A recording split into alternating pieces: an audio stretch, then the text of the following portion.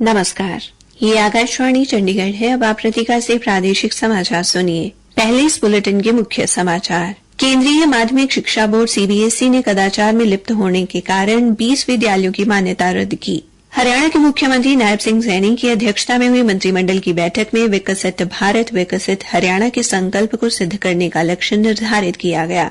हरियाणा के नए मंत्रियों ने पदभार ग्रहण किया। हरियाणा के पुलिस महानिदेशक शत्रुजीत कपूर ने होली पर कानून व्यवस्था बनाए रखने के लिए पुलिस के सभी वरिष्ठ अधिकारियों को आवश्यक दिशा निर्देश दिए। और हरियाणा में आज शहीद दिवस पर विभिन्न कार्यक्रमों का आयोजन कर शहीद भगत सिंह, राजगुरु और सुखदेव को श्रद्धांजलि दी गई। अब समाचार विस्तार से। केंद्रीय माध्यमिक शिक्षा बोर्ड सीबीएसई ने कदाचार में लिप्त होने के कारण 20 विद्यालयों की मान्यता रद्द की है। इनमें दिल्ली के 5 विद्यालय भी शामिल हैं। शिक्षा बोर्ड की एक अधिसूचना में कहा गया है कि बोर्ड के औचक निरीक्षण में परीक्षा नियमों की अनदेखी की गई और कई विसंगतियां पाई गई। बोर्ड ने यह भी कहा कि ये स्कूल डमी छात्रों और अयोग्य उम्मीदवारों को परीक्षा में शामिल करने जैसे विभिन्न कदाचार कर रहे थे और रिकॉर्ड ठीक से नहीं रख रहे थे। हरियाणा के मुख्यमंत्री नायब सिंह सैनी ने होली के पावन पर्व पर लोगों को बधाई व शुभकामनाएं दी हैं। मुख्यमंत्री ने नए मंत्रियों को उनके कार्यालय में औपचारिक तौर पर पदभार ग्रहण करवाया। मंत्रिमंडल की बैठक में समस्त मंत्रिमंडल द्वारा हरियाणा की प्रगति व बेहतरी के लिए विभिन्न विषयों पर चर्चा की गई। बैठक में विकसित भारत विकसित हरियाणा के संकल्प को सिद्ध करने का लक्ष्य निर्धारित किया गया। समूह मंत्रिमंडल द्वारा बैठक में होली के पावन पर्व पर प्रदेशवासियों के सुखी एवं समृद्ध जीवन की कामना भी की गई। हमारे संवाददाता अश्विनी कुमार शर्मा ने बताया है कि श्री कंवरपाल को कृषि एवं किसान कल्याण विभाग, श्री मूलचंद शर्मा को उद्योग एवं वाणिज्य विभाग, श्री रणजीत सिंह को ऊर्जा और श्री जयप्रकाश दलाल को वित्त विभाग का कार्यभार सौंपा गया है। जबकि डॉक्टर बनवारी लाल को जन स्वास्थ्य, डॉक्टर कमल गुप्ता को स्वास्थ्य राज्य मंत्री, श्रीमती सीमा त्रिखा को स्कूल शिक्षा और श्री महिपाल ढांडा को विकास एवं पंचायत विभाग सौंपा गया है। वहीं श्री असीम गोयल ने परिवहन, डॉक्टर अभय सिंह यादव ने सिंचाई एवं जल संसाधन, श्री सुभाष सुधा ने शहरी स्थानीय निकाय विभाग, श्री विशंबर वाल्मीकि ने सामाजिक न्याय एवं अधिकारिता तथा अनुसूचित जाति एवं पिछड़ा वर्ग कल्याण विभाग और श्री संजय सिंह ने पर्यावरण एवं वन विभाग का कार्यभार संभाला है। संवाददाता ने बताया कि कैबिनेट एवं राज्य मंत्रियों को औपचारिक तौर पर पदभार ग्रहण करवाने के बाद मुख्यमंत्री ने विश्वास व्यक्त किया कि सभी मंत्री अपना हर क्षण पूरी ईमानदारी से हरियाणा के लोगों की सेवा में लगाएंगे। हरियाणा के पुलिस महानिदेशक शत्रुजीत कपूर ने होली के पावन पर्व के अवसर पर प्रदेश में कानून व्यवस्था बनाए रखने को लेकर सभी वरिष्ठ पुलिस अधिकारियों को आवश्यक दिशा निर्देश जारी किए हैं। पुलिस महानिदेशक ने बताया कि शांति और व्यवस्था बनाए रखने के लिए होली पर प्रदेश में पर्याप्त संख्या में पुलिस बल तैनात किया जाएगा। इसके साथ ही किसी भी अप्रिय घटना से निपटने के लिए खुफिया जानकारी जुटाने वाली इकाइयां चौकस रहेंगी। श्री कपूर ने कहा कि हुड़दंगबाजी को रोकने के लिए सार्वजनिक स्थानों पर पुलिस की पैदल व मोबाइल गश्त बढ़ाई गई है। इस दौरान प्रदेश में सभी जिलों में स्थापित किए गए पुलिस नियंत्रण कक्ष भी सतर्क रहेंगे। उन्होंने कहा कि सोशल मीडिया पर किसी भी भड़काऊ या आपत्तिजनक सामग्री की पहचान करने और उसे हटाने के लिए सोशल मीडिया प्लेटफॉर्म और मैसेजिंग ऐप की बारीकी से निगरानी की जाएगी। पुलिस महानिदेशक ने कहा कि धार्मिक स्थलों पर रंग फेंकने, शराब पीने के बाद दुर्व्यवहार करने, छेड़छाड़ करने, जबरदस्ती चंदा लेने और ध्वनि प्रदूषण जैसी गतिविधियों को बर्दाश्त नहीं किया जाएगा। उन्होंने कहा कि सार्वजनिक रूप से शराब पीने और नशे में गाड़ी चलाने वालों के खिलाफ सख्त कार्रवाई की जाएगी। श्री कपूर ने होली के कार्यक्रमों और जुलूसों के आयोजकों को लाउड स्पीकर के माध्यम से अश्लील या उत्तेजक गीत अथवा नारे बजाने के खिलाफ भी चेतावनी दी है। प्रादेशिक समाचार आकाशवाणी चंडीगढ़ से प्रसारित किए जा रहे हैं। अंबाला लोकसभा से प्रत्याशी बंतो कटारिया ने अपना चुनाव अभियान शुरू कर दिया है। श्रीमती कटारिया ने जिला पंचकूला के गणमान्य लोगों के घर जाकर मोदी सरकार और नायब सरकार की उपलब्धियों योजनाओं को लेकर चर्चा की। बीजेपी प्रत्याशी बंतो कटारिया ने कहा कि पूर्व सांसद रतनलाल कटारिया के अंबाला लोकसभा के लिए कुछ सपने अधूरे रह गए हैं, जिन्हें पूरा करना है। साथ ही प्रधानमंत्री नरेंद्र मोदी के विकसित भारत के लक्ष्य को आगे बढ़ाना सभी की जिम्मेदारी है।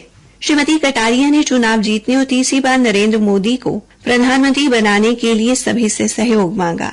अंबाला लोकसभा की प्रत्याशी बंतो कटारिया ने कहा कि मोदी सरकार ने 10 सालों में देश को तरक्की की राह पर तेजी से बढ़ाया है। पूरे विश्व में भारत की सांस्कृतिक विरासत का मान सम्मान बढ़ाने का काम श्री मोदी ने किया है। उन्होंने कहा कि आज कार्य प्रणाली पारदर्शी होने के कारण घर बैठे नागरिकों को सरकारी योजनाओं का लाभ मिल रहा है। उन्होंने कहा कि अंबाला लोकसभा क्षेत्र में उद्योगों विशेषकर मिक्सी, वैज्ञानिक उपकरण उद्योगों व साहकी एग्रो उद्योग को बढ़ावा देना उनकी प्राथमिकताओं में से एक रहेगा। आज शहीद दिवस पर हरियाणा में विभिन्न कार्यक्रमों का आयोजन कर शहीद भगत सिंह, राजगुरु और सुखदेव को श्रद्धांजलि दी गई। हरियाणा के राज्यपाल बंडारू दत्तात्रेय ने इस अवसर पर राजभवन में शहीद भगत सिंह, राजगुरु और सुखदेव के चित्र पर पुष्पांजलि अर्पित कर उन्हें भावभीनी श्रद्धांजलि दी। सभी वीर शहीदों को नमन करते हुए श्री दत्तात्रेय ने कहा कि देश के प्रथम स्वतंत्रता संग्राम से लेकर अब तक देश सेवा में दिए गए सर्वोच्च बलिदानों में हरियाणा के शूरवीरों का विशेष योगदान रहा है। अंबाला छावनी में पूर्व गृह मंत्री अनिल विज ने इन अमर शहीदों को श्रद्धांजलि अर्पित की और लघु सचिवालय में शहीद आजम भगत सिंह की प्रतिमा पर पुष्प अर्पित किए। इनकलाब जिंदाबाद के नारों के बीच उन्होंने कहा कि हमें आजादी यूं ही नहीं मिली बल्कि बहुत सी कुर्बानियां देकर मिली है और देशवासियों को इसे संभालते हुए देश को मजबूत करने के लिए काम करना चाहिए। पंचकूला के सेक्टर 11-15 के शहीद भगत सिंह चौक पर हरियाणा विधानसभा के अध्यक्ष ज्ञानचंद गुप्ता और महापौर कुलभूषण गोयल ने शहीद भगत सिंह, सुखदेव और राजगुरु को श्रद्धांजलि अर्पित की।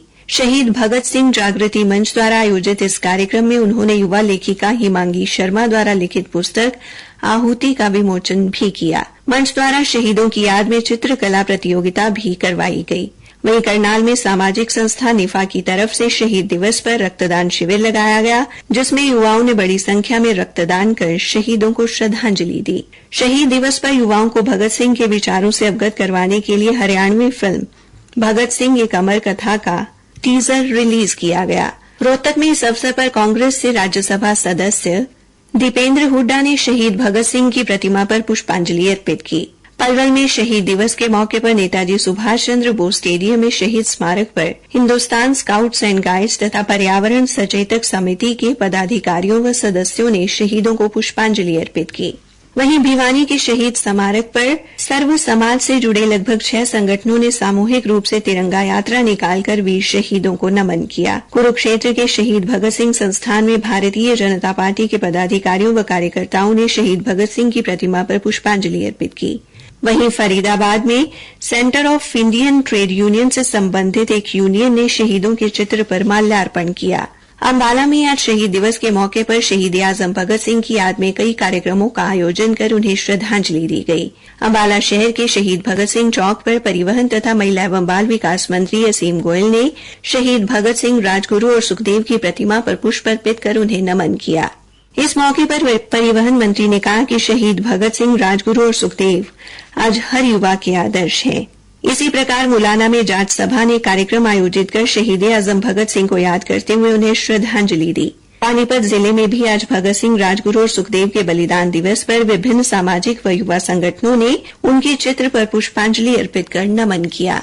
अंत में मुख्य समाचार एक बार फिर। केंद्रीय माध्यमिक शिक्षा बोर्ड सीबीएसई ने कदाचार में लिप्त होने के कारण 20 विद्यालयों की मान्यता रद्द की। हरियाणा के मुख्यमंत्री नायब सिंह सैनी की अध्यक्षता में हुई मंत्रिमंडल की बैठक में विकसित भारत, विकसित हरियाणा के संकल्प को सिद्ध करने का लक्ष्य निर्धारित किया गया। इसी के साथ ये समाचार बुलेटिन समाप्त हुआ।